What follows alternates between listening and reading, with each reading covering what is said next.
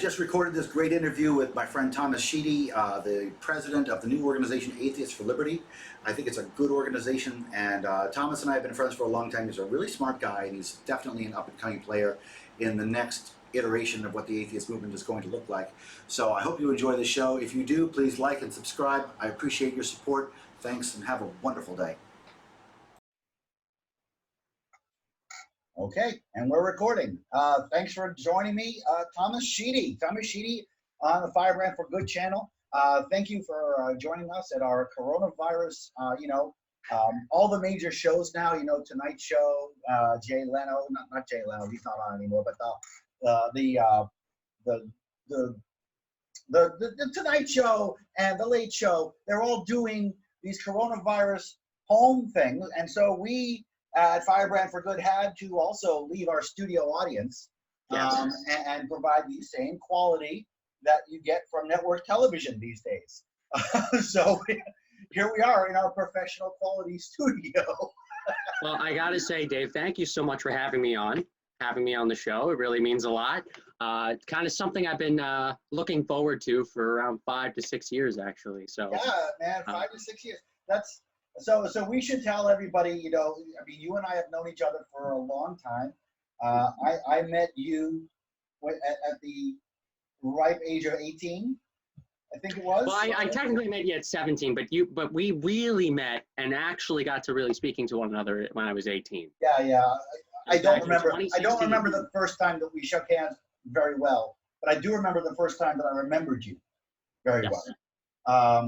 And I'll just give a quick story about you because I want people to understand, when I was president of American Atheists, everybody had suggestions. Everybody wanted to tell me how to do my job, and it was really something I did not like. Because a lot of people were like, "Oh, Dave, you shouldn't be so firebrand. Oh, Dave, you should be nicer to religion. My wife is a psychologist, and she says you're being bad." It was just so grating on me. And I remember sitting down with somebody. It was right before my 50th birthday, and we had this dinner with this other activist who brought this kid along, this 18-year-old kid with really curly hair. And we sat down at the table, and the guy we were with said, "Thomas has something to say to you." And I'm like, "He has a suggestion." I'm like, oh great. Oh, great. I'm at a dinner table with a kid with big wide eyes, ready to tell me something, and I'm going to listen.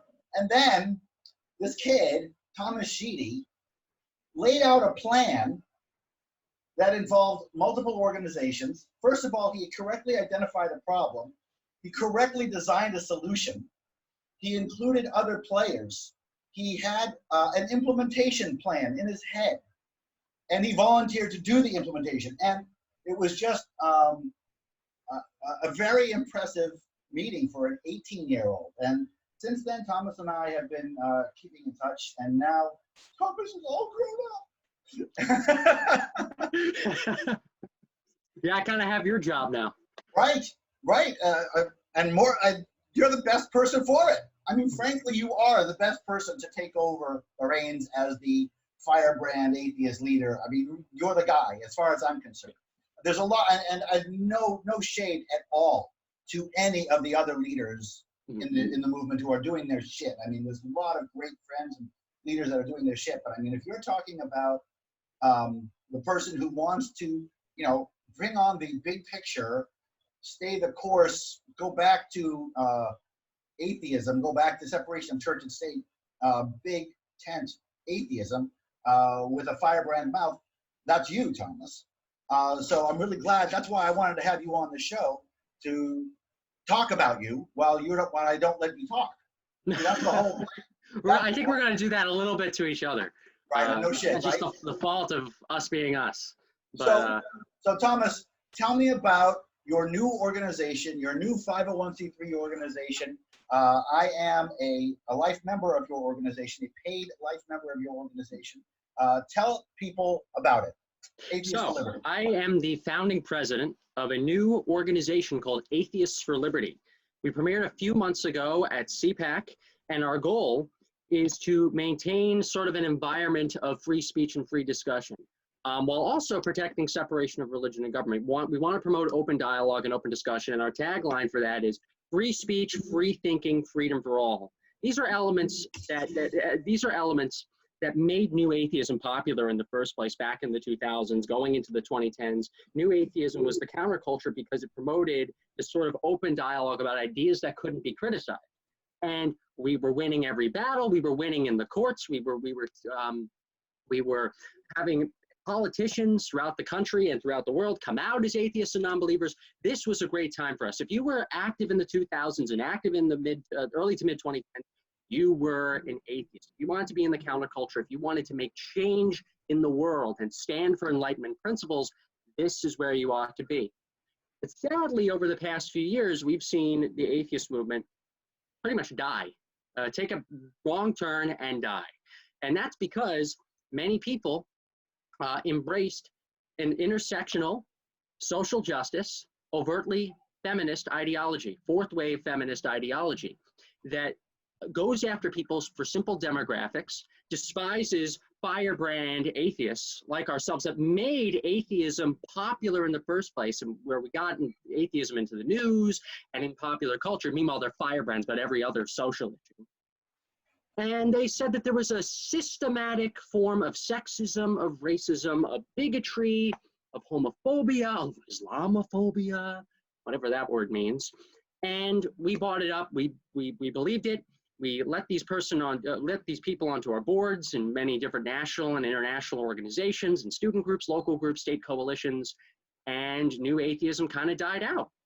People got fed up of being told that you can't be an authority on talking about atheism if you aren't a radical leftist, if you don't believe in social justice, if you don't believe in fourth wave feminism, if you don't believe in 100 to 200 different genders and sexual orientations. And there were many good people who believed in equality of opportunity, who believed in separation of church, who believed in all the very good, I guess you could say, classically liberal principles that made New Atheism possible in the first place, die out, wither out. Our organizations lost millions of dollars. We cast out anyone who was not perfect like us. And we intentionally shot ourselves in the foot because we wanted to be super duper progressive. And now New Atheism is a joke. It's dead. It's a ghost of its former self. Yeah. So around a year ago, myself and a few others came up with the idea to launch a new organization, to reach out to groups that the atheist movement either doesn't reach out to anymore or hasn't reached out to really much at all, to sort of build a new movement. Because most of the organized movement will not work with us. They don't want to associate with us. They don't want to associate with the very new atheists that made their organizations and movement possible in the first place. We want to stay on mission. We want to expand our mission. And we want to do it right. We want to do things right that the movement kind of got wrong. And that's why Atheist for Liberty is here today. So, okay, so we've got a Supreme Court that's leaning right, and leaning right has always implied leaning against the separation of church and state. Right. We've got President Trump, love him or hate him, what he's doing is loading up those benches, those federal benches. He has been doing this with anti-church and state stuff. So as we move forward past COVID and into the next phase, what is the atheist movement, what is Atheist for Liberty going to do in this new place where, what is it going to look like in 5 years? And where are you going to go?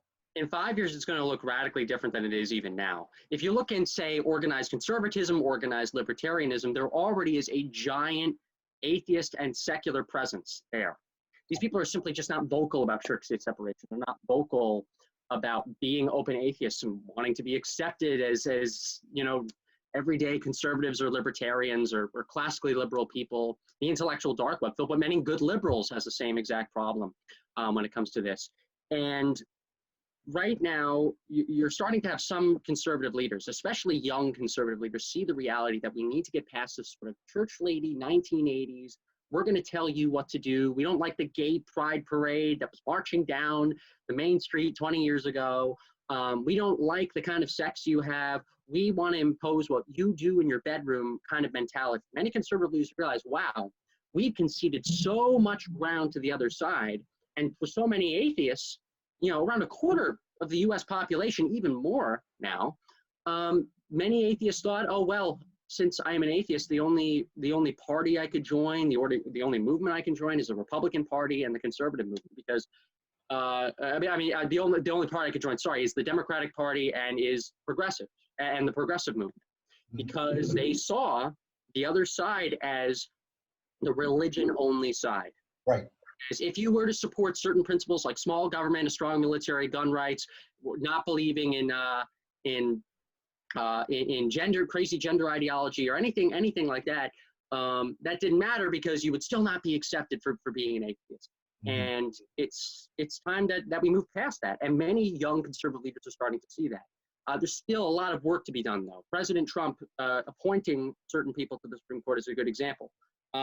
I wasn't, for example, this is my personal opinion, I wasn't opposed as much to Kavanaugh's confirmation, because I think he rightly stood in a good place on many other issues, not relating to church-state separation. When it comes to President Trump, the sad reality is that he still feels like he has to pander to the remnants and remaining elements of the moral majority coalition, even though the moral majority coalition is dying out. So President Trump, I don't think, is going to change his ways, even if he wins re-election. That's just a reality that we have to deal with. But from the ground up, starting with young people, starting with active individuals who want to be accepted for who they are, want to be accepted as godless people, we're entering the conservative movement now, and on the most part, we're not getting any hostility. So as we gain more influence, as Atheists for Liberty grows, as conservative and libertarian-minded atheists gain more of a presence in the right, you're going to see more and more acceptance of atheists. You're going to see more and more acceptance of secularism and church-state separation.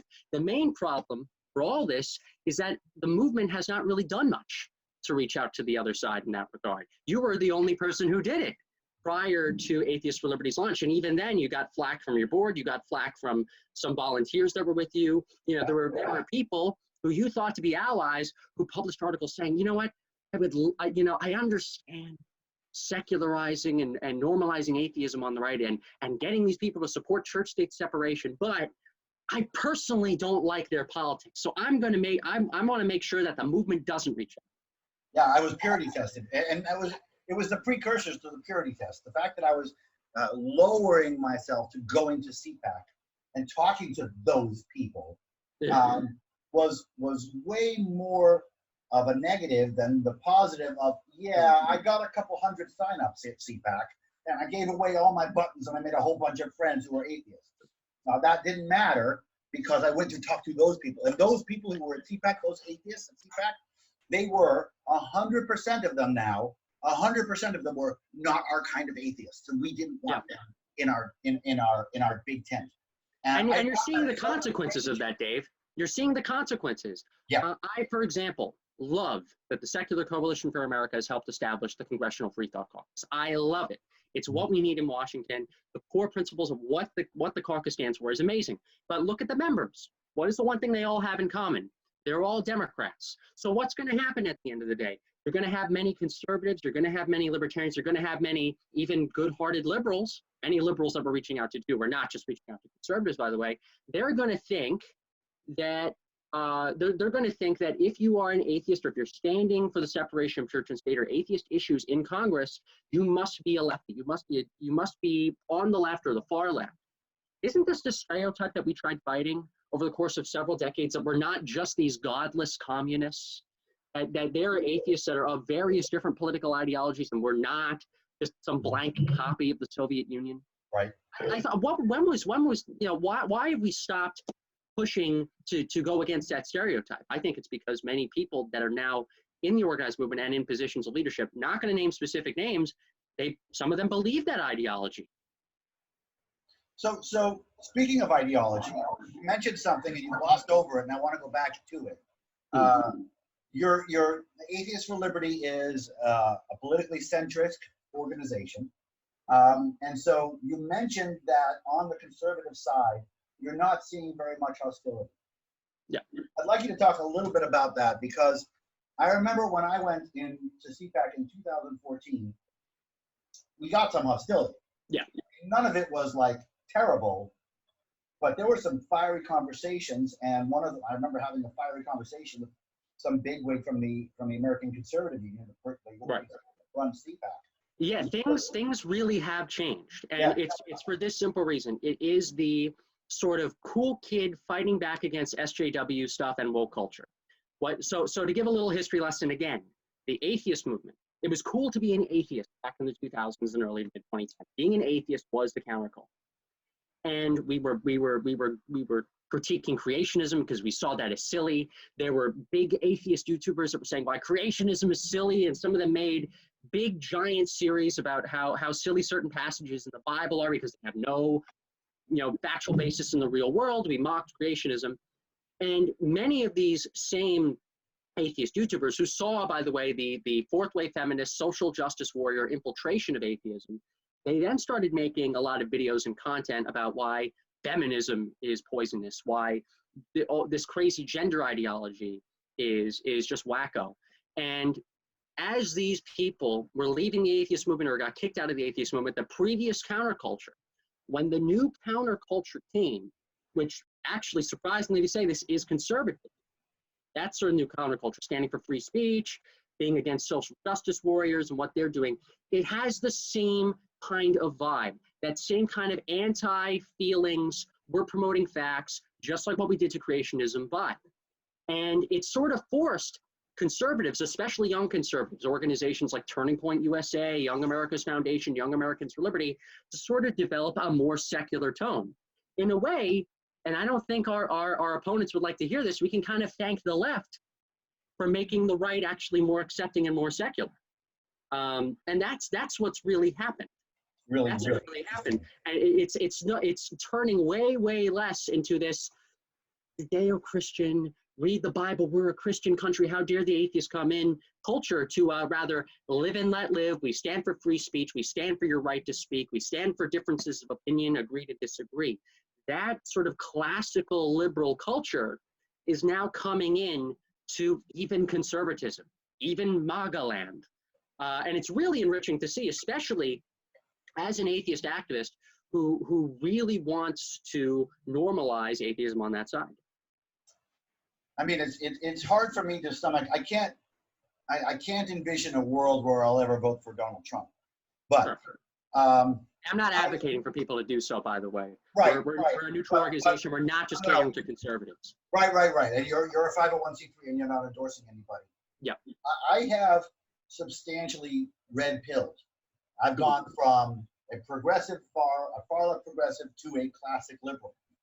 And so a classic liberal, I'm sitting on the center, on the left side of center, and I'm looking at Joe Biden, and he is so everything, so unspectacular. And I'm looking at him, and he's picking a vice president now, and he's looking at progressives like Warren and what's her name, Kamala Harris. Yes. And I'm thinking that if he votes for something like that, and now we've got a 78-year-old president a heartbeat away from a real progressive in the president's office. If it wasn't for Trump, I would vote right. I wouldn't vote for that ticket. There's nothing good for me in that ticket. I won't vote for Trump because I support the separation of church and state, and I don't think Trump does. In fact, I think Trump is terrible for that. I think what Trump did, yes, to a degree, I can absolutely see that. But I'll also give another picture. So even though President Trump is reaching out so much to evangelicals and he wants to stay in office and he's going to do what he can to stay in office, to a degree, it also shows you how much evangelicals have kind of progressed in how they want to stand up for their values and stand up for Christendom.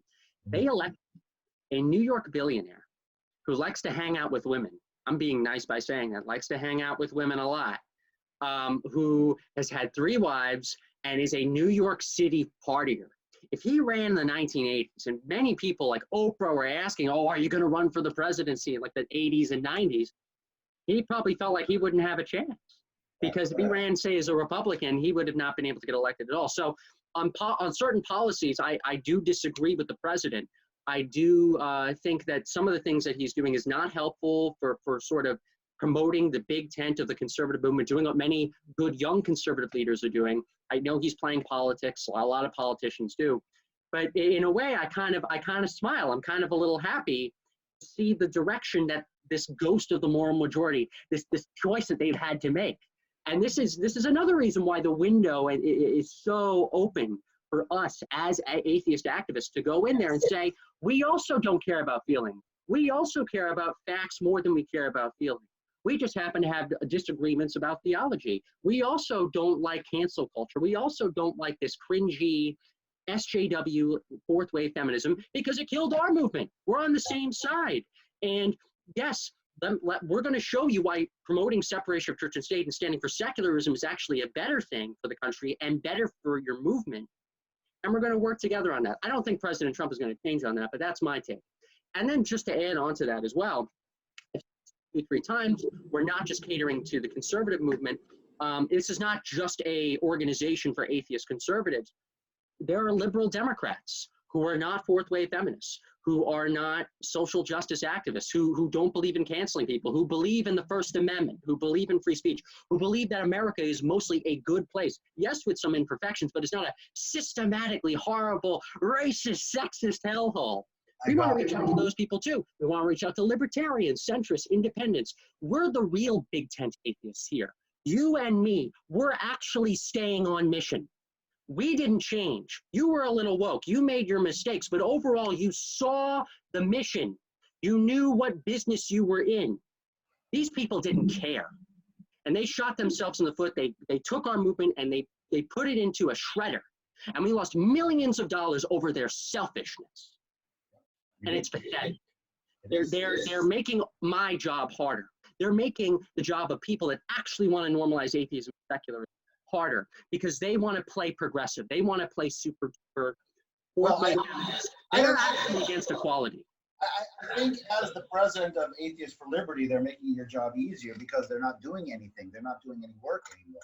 I mean, in a business perspective, yes, we're taking on a lot of people who are once supporters of their organization, but simultaneously, I have to fight against the stereotypes that they pushed, and it's really annoying because I don't want to actually get into as many debates. I am a firebrand. I love talking about these issues, but simultaneously, I also have a business run. Simultaneously, we also see a mission to help change how people see atheists in America in a really kind of new way of what the sort of anti-social justice counterculture has become. We need to get some work done. And these kind of discussions of trying to show, hey, we're not Big Red, we're not Rebecca Watson, we're not P.Z. Myers, we're not these people. It's sort of, I'll plow through it, but it takes up my time. And it's time that can be well spent on much greater things. Well, if those organizations hadn't done this, there wouldn't be a need for Atheists for Liberty. Exactly. Atheists for Liberty itself is a function of the failure of the atheist movement. And not disavowing my part in that failure. I wasn't part of it until everything happened. But the movement itself, as I look at it in the rearview mirror of myself, I'm looking and seeing like zero accomplishments on a movement-wide level. I'm not seeing anything, with the exception of the Secular Coalition for America, who you mentioned. Yeah. Those guys are doing good work, and that's important work. And also, I'll just nod off to FFRF, that is still doing good separation. Yes. But as I'm looking at, the rest of the movement, I'm not seeing accomplishments. I'm not seeing to-dos. Where's a big 2020 event? Where, every 4 years, right? You had Reason Rally 1, then there was Reason Rally 2, the bad Reason Rally that I was at. Yeah. But where's the 2020 event? Where's the big movement unifying event with all the organizations? Where is that? Any movement cooperation at all? There's no movement cooperation at all. Yeah. There's no movement effort at all. There's no movement coordination at all. There's a lot of the small remnants of the organizations, shitting on everybody who's not in there anymore. That's what they do. you know, I mean, I don't want to get into it, but I mean, American Atheists has $3 million in assets and 9 employees, or 8 employees. Mhm. And their big accomplishment last year was a survey. A survey. Yeah. And it was done by a lawyer, not a market research. And more people are still going to use Pew Research data over that survey. Yeah, nobody's going to use that because it was lousy research. It was not, I mean, I have a market research background. I know market research. My master's is in marketing, and you know, it wasn't done with an objective. It wasn't done to learn to solve a problem. It was just done to find out some things, and because it was self-selecting, it's not statistically valid. So it's not.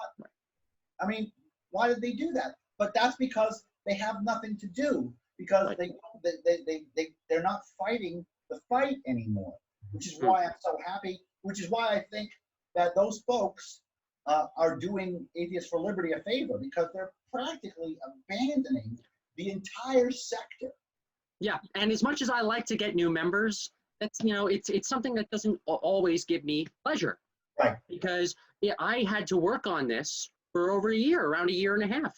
I could have saved lots of time staying in an organization that has already existed for a few decades, that already has attorneys, already has staff, already has a lot of donors, a lot of supporters, or not as many donors now and supporters. But you know, if things were different, you know, I would have rather been in a healthy organization, putting my talents to building up what already existed, not muddying the waters, not throwing bombs. I'm not a fan of throwing bombs either. This is out of necessity. This is to save what we built over the past 15 years. Yeah, I mean, nobody's here to trash other orgs, but at the same time, you got to trash what they do if they fuck up all the time. Yeah, the ideology that they're pushing. Yeah, I mean, and that's one of the things I'm really glad that you exist, Thomas.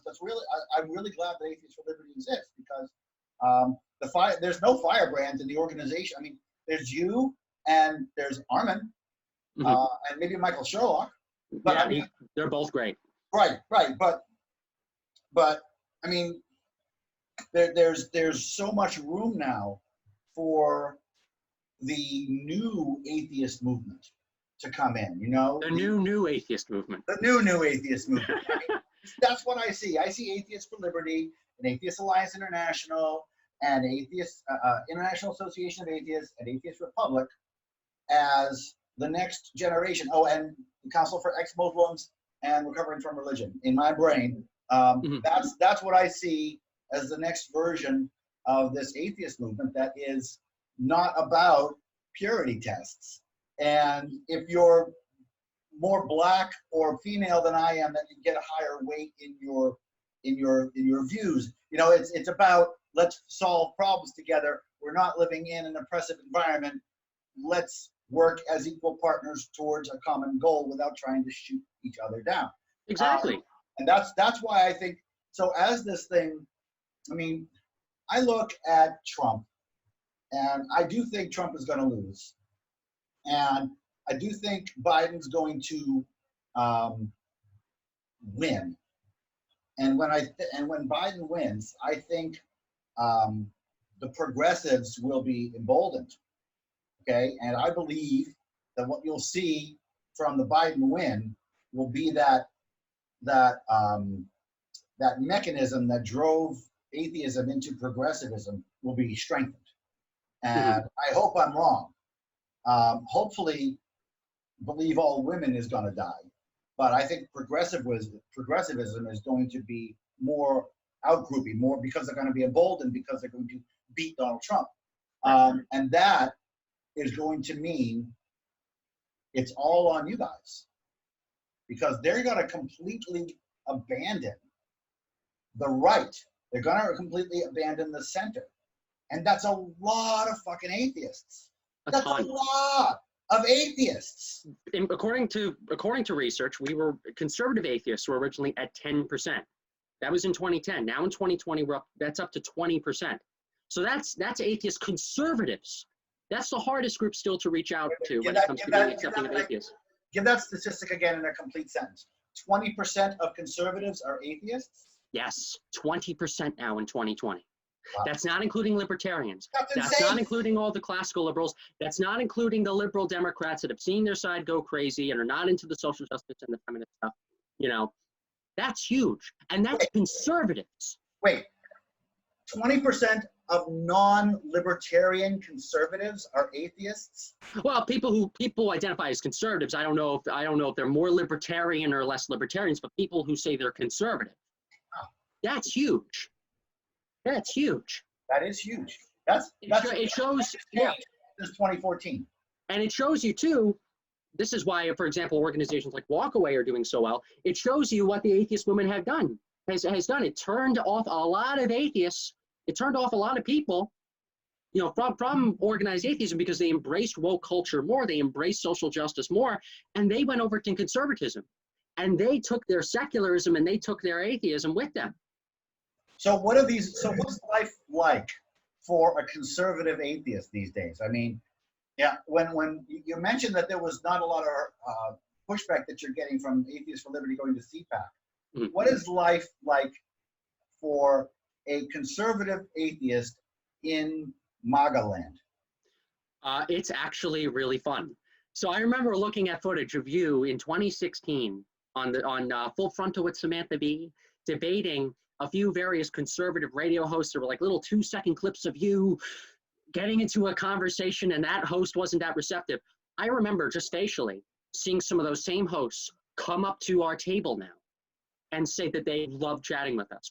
Evangelicals like chatting with us. Josh Fierstein, you know Josh Fierstein? The guy, the evangelical Christian who wore that backwards red cap in like 2014 and was talking bad about atheism. Yes. He loved us. You're even having many Christians that are starting to understand the validity of demographics, the validity of getting the fastest growing group in the United States, non-religious Americans, on their team. Charlie Kirk, the president and founder of Turning Point USA, came up to me, asked for my card, and he wants me to be on his podcast. And I'm really looking forward to that. Oh, that's going to be fun. But this is crazy stuff. This is crazy stuff. And I also think this is what does make me mad. I am still a mad atheist. This is not a phase. I've been an atheist for 7 years. Okay, I'm just mad in a different way. I think a lot of people, a lot of smart people, attorneys, lobbyists, various other employees that are still in the atheist movement know this. They know. They don't care, because we're the shit side of atheism. We're the evil, rape apologists, racist, sexist, homophobic, Islamophobic people. Oh, like the new atheists that made your movement relevant in the first place, by the way, that are so awful, that are so evil, even though, by the way, we actually believe in women's rights and gay rights and people doing whatever they want to do. Most young conservatives, by the way, support gay marriage. You hate black people, right? You hate black people. But yeah, apparently we all hate black people, despite the fact that numerous black atheists came up to me and showed support to what we were doing in our organization. We're so racist. This is how stupid this was. This is how stupid. I can't believe that this just happened in our community. These people said, I remember Rebecca Watson saying this, PZ sort of affirming it, that these people have the special goggles to see the real racism.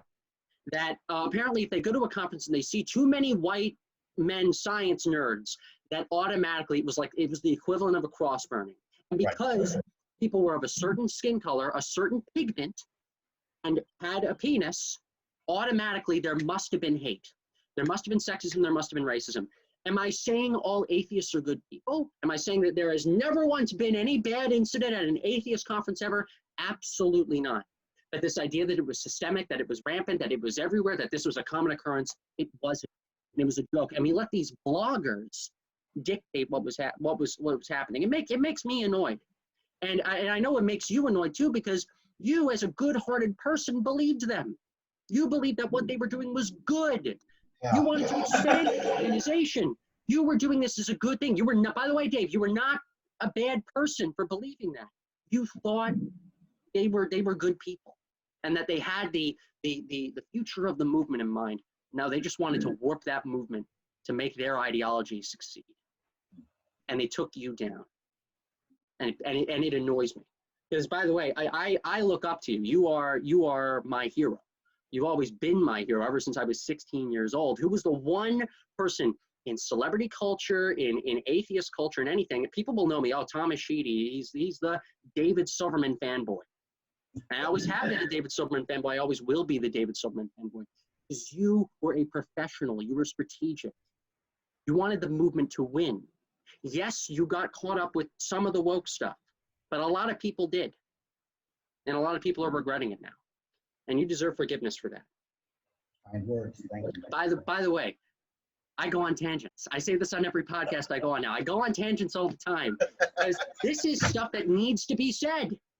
This is stuff that needs to be said. And we know that once this video comes out, all the fans of yours, all the AIU fans that watch, all the Sargon fans that watch, all the people that really like your channel and what you're doing now, they're going to say, yes, this is what I've been wanting to say for several years. But I couldn't say it because a lot of our people left the movement or we got kicked out.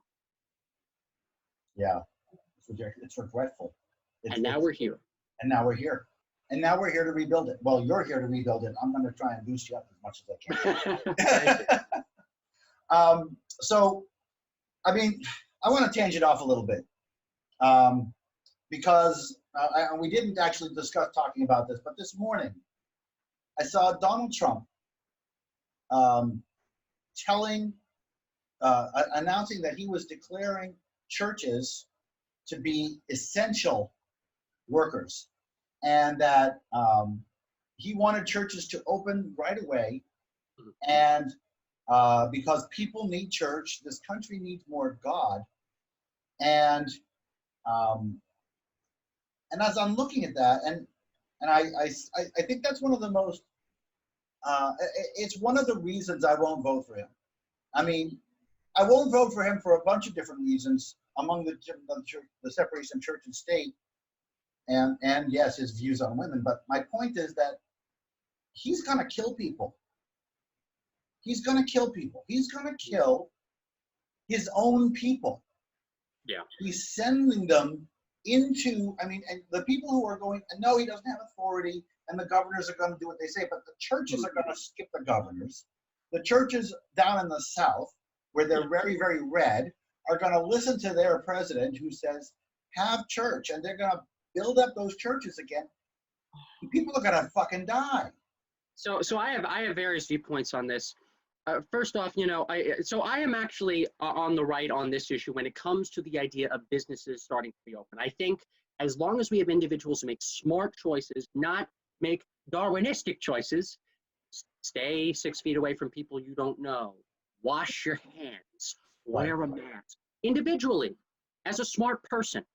Mm-hmm. I'm in favor of that. And I do think businesses should start reopening, but I will also be very clear too. I'm in favor of religious liberty. It's as much as I don't agree with organized religion itself, religious liberty is the bedrock of what America was founded to be. However, as a rational person too, as an atheist, I will say this: churches are not essential.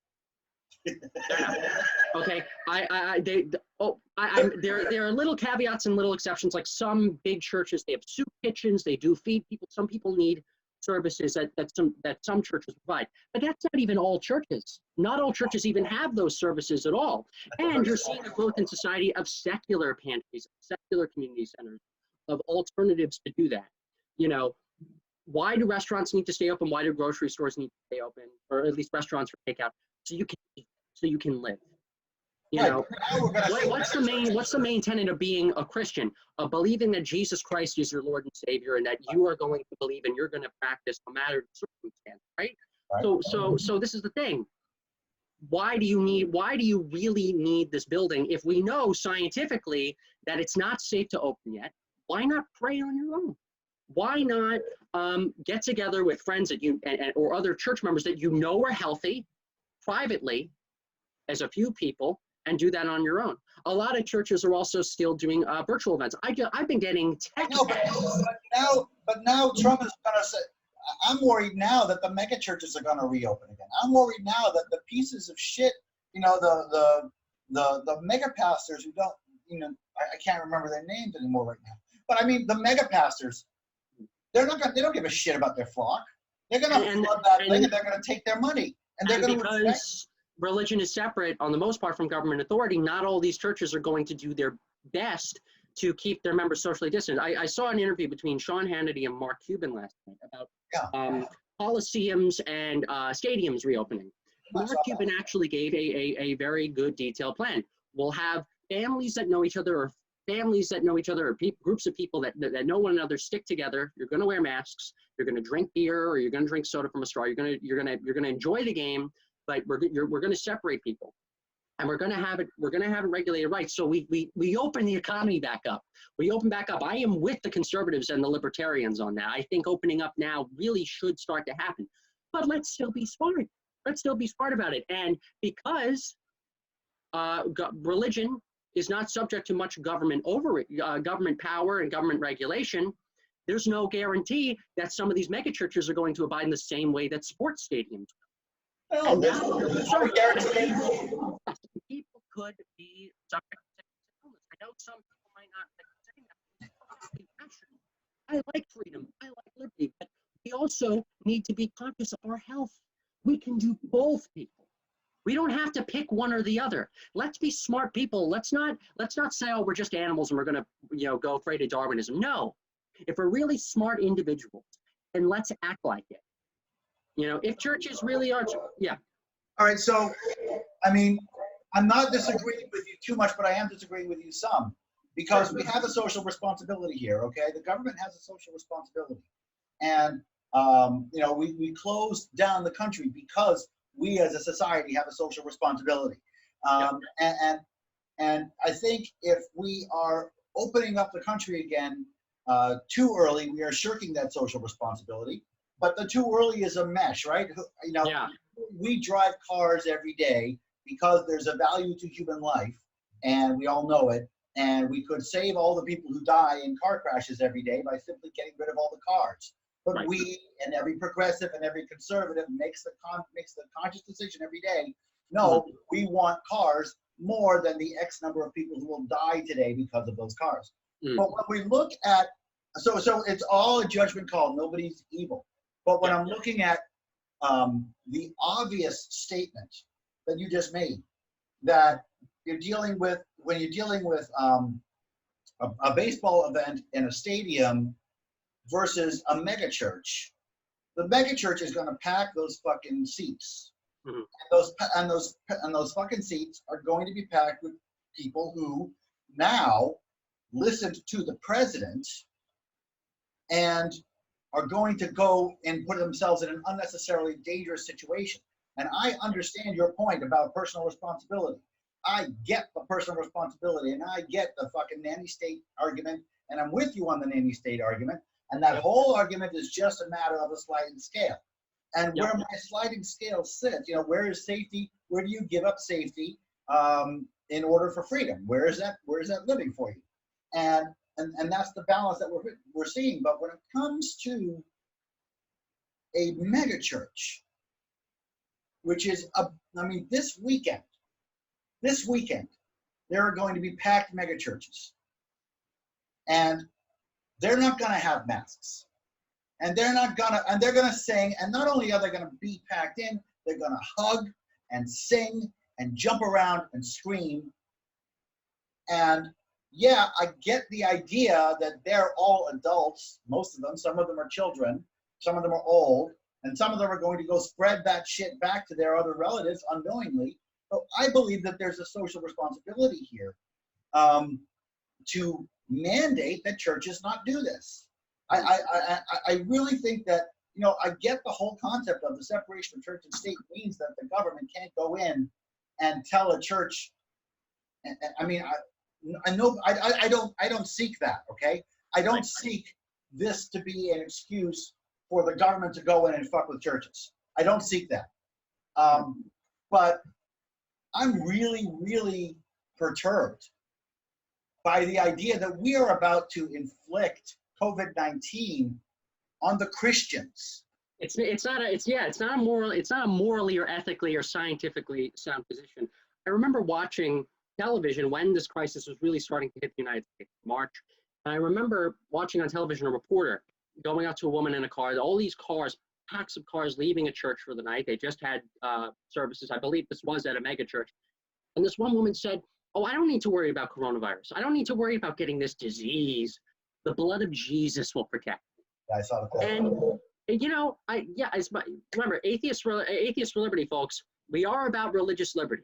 We are about that. But simultaneously, we have another component to our organization. There's another word that comes before of and liberty. Yeah. And we are atheists. We are people who care about reason. We're people who care about data. We're people who care about science. We're people who care about taking care of themselves. And it's just a really, really messy situation.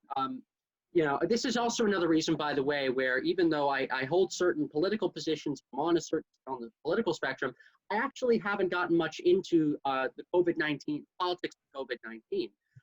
When Governor Cuomo, a lot of people on the right across the entire nation do not like Governor Cuomo. They think he is incredibly overreaching, incredibly dogmatic.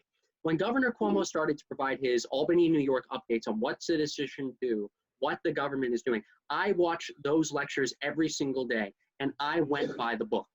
Because this is a serious health crisis. We still have to be rational people.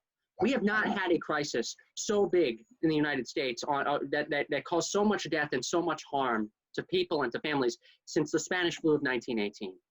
We've been so comfortable in our lives thinking, oh, we just get to mope around and do whatever we want. In the real world, a virus coming from China came to our doorstep, knocked on our door, and we just let it in. And our government, state governments, local governments, the federal government was not ready to take care of it. So I totally understand where you're coming from. There are plenty of even liberals that support what Atheists for Liberty is doing who would disagree with my personal position on that. It's not easy. It's also not a hill that I'm dying on specifically. I just personally disagree with the president saying that churches are essential.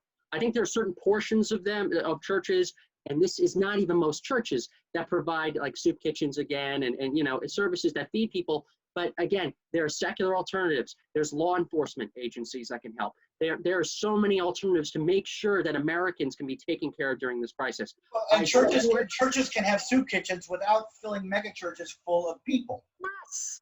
That's not a danger. There are degrees. And this is exactly why I stayed out of the COVID conversation. Actually, for the past month, I've been busy working on this for when this ends, on Atheists for Liberty for when this ends.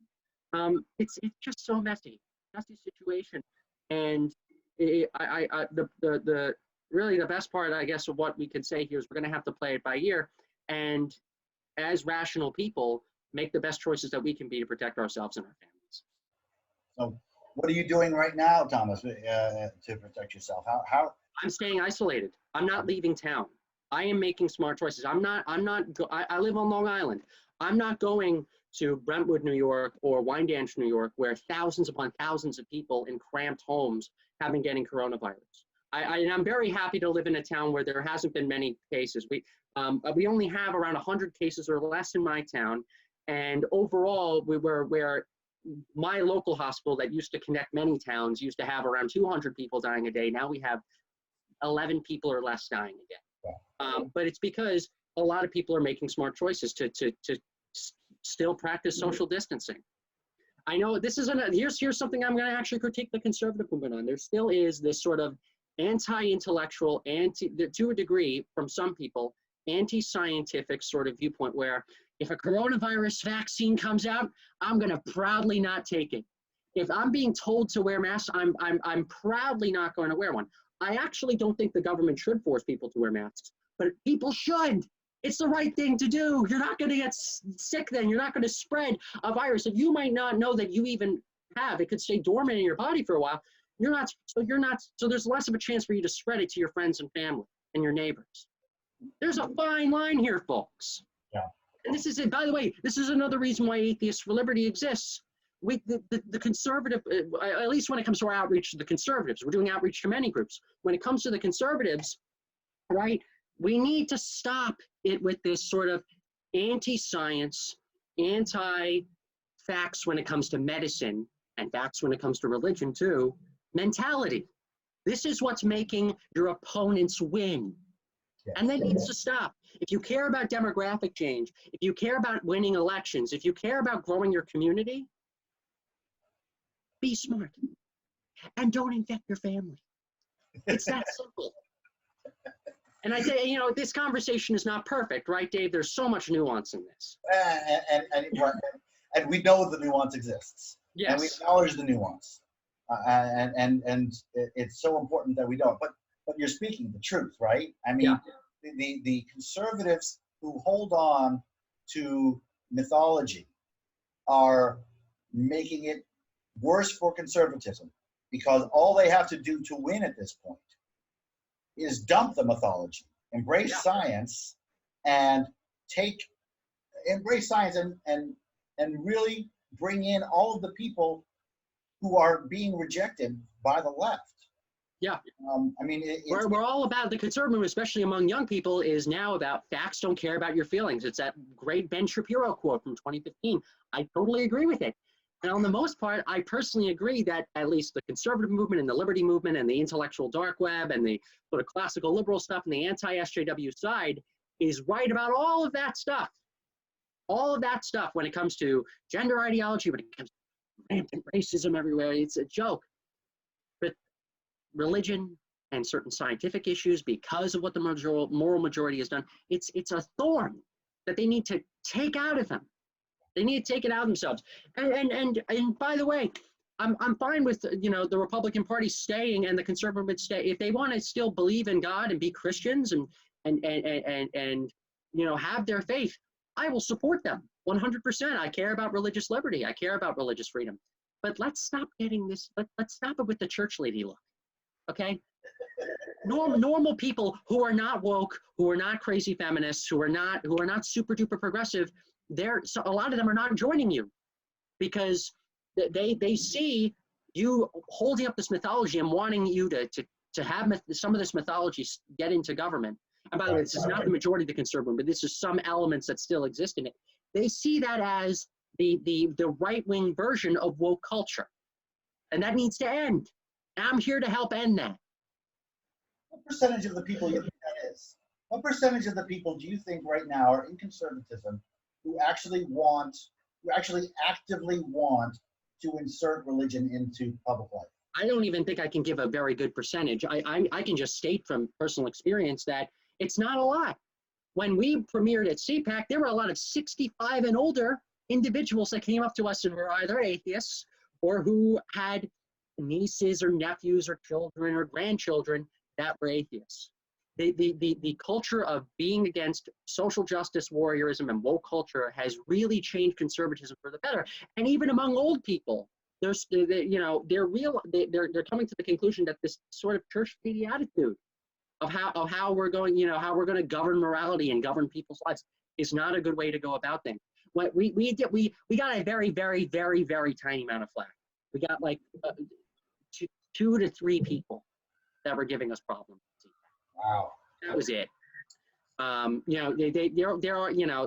There are elements of that still exist, and I think it's just ridiculous. I think we got to get out of that. And not only that, there are also some atheists. I will say this: to the atheists watching this who are in conservatism or in the liberty movement or in the IDW, there are some. I'm not saying this is all, and I'm not most of them, and I'm not going to name names, but there are some atheists who have sort of had to hide their atheism, or say they've had a revelation about religion, or say, I'm an atheist, but you know what, I don't really care. It's not a hill I die on. I love Judeo-Christian values.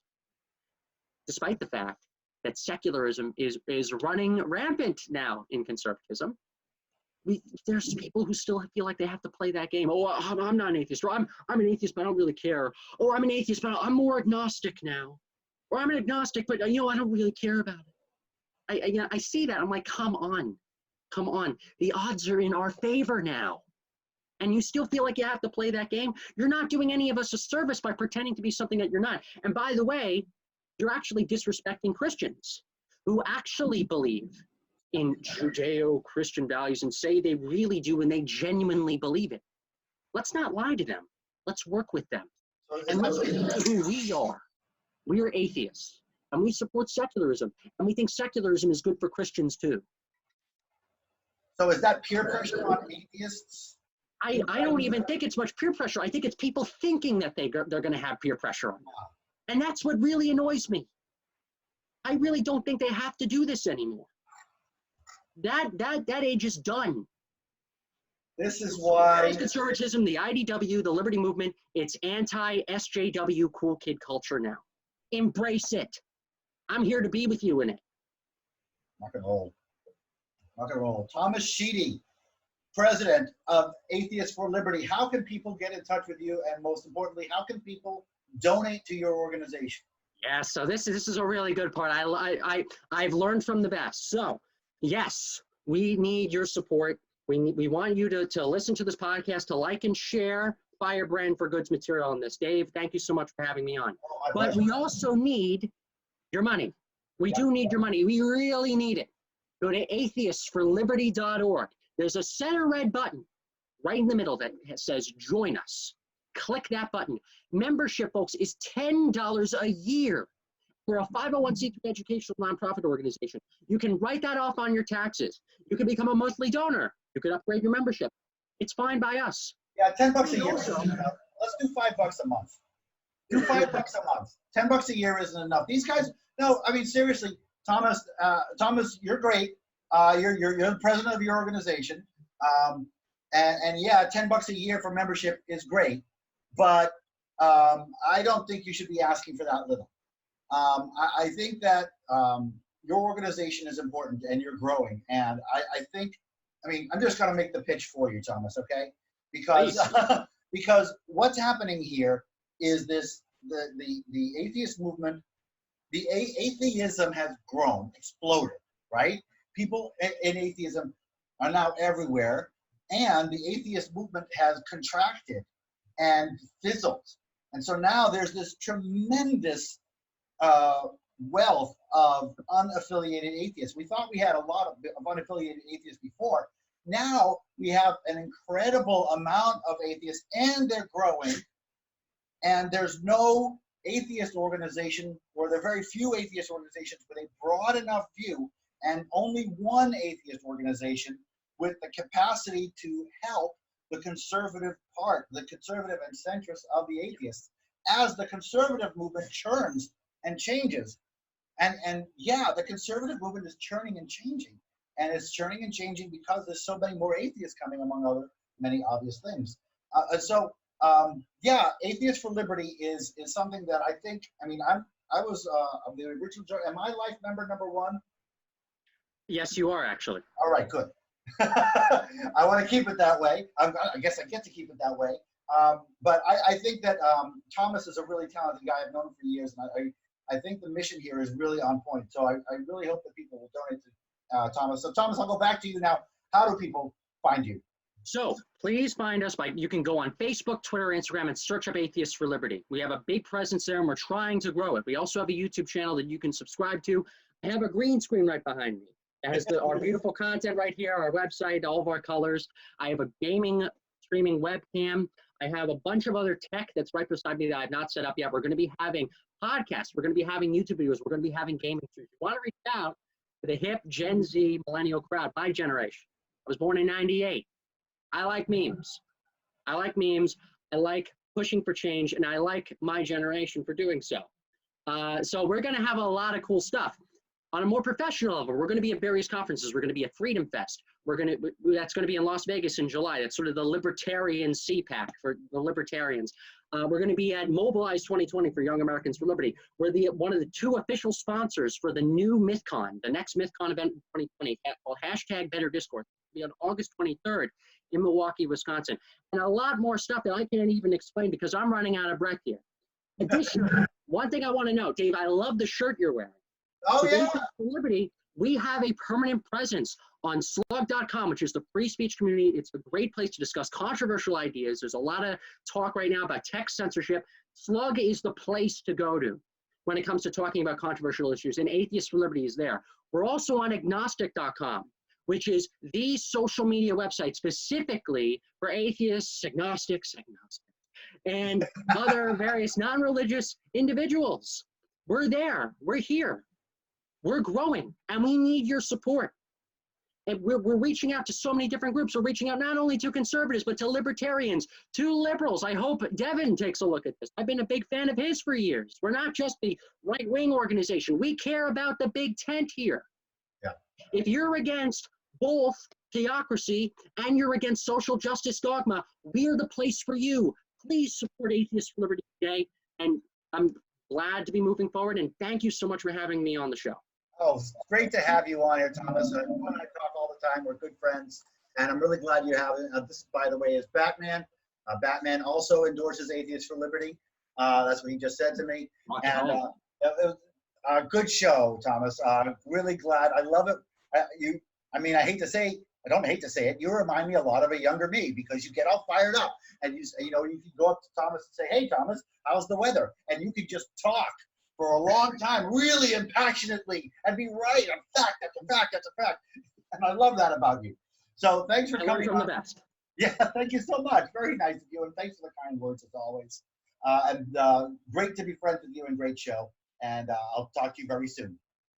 Thanks for being on. My pleasure.